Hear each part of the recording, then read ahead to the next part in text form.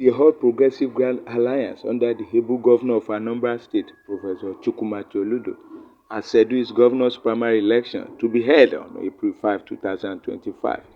To meet up with the INEC guideline for the election, the party chairman, Chief Dr. Ifeatu Obi Okoye, in an interactive section with the journalists in his office, spoke eloquently on the achievement of the amiable governor within the last few years in his office, urging the people of the state to come out en masse and vote for the governor to continue his good work for the people of the state. But today, we've set up the best security apparatus in the entire federation, including the federal concerns and the laws made by any other state.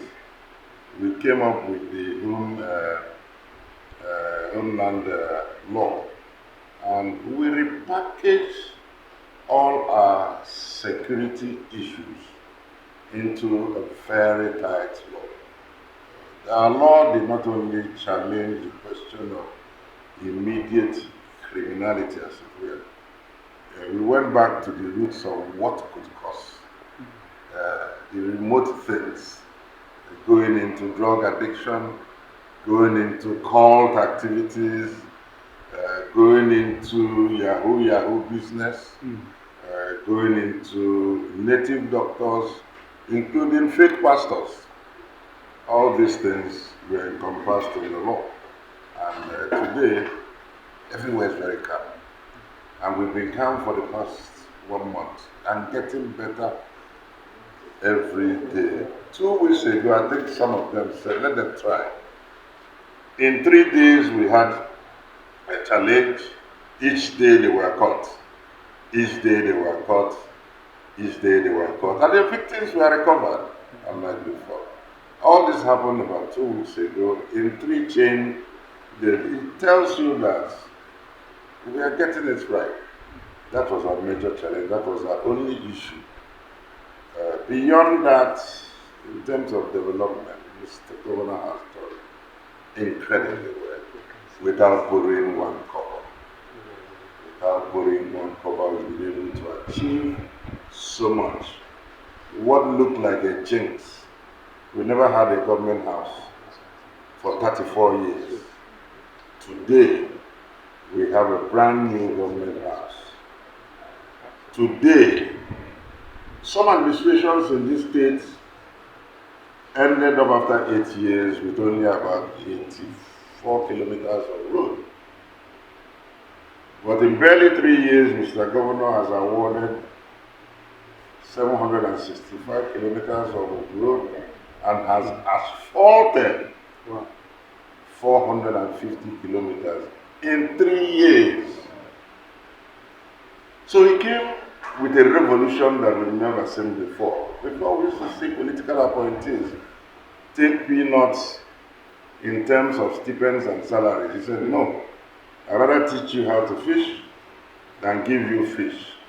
For him, good governance also entails being careful in the management of the resources of people. We remember a few years ago, it used to cost about 116 million every month to clean government house.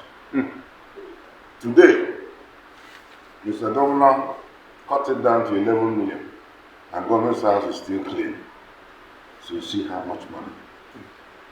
Before, we used to use gas and generators to power our street lights. Check in your own home. If you put on your generator 6 in the evening till 6 in the following morning, there's no way you will not use up to 30 liters of gas. And how much is that? He came and removed them and went back to solar.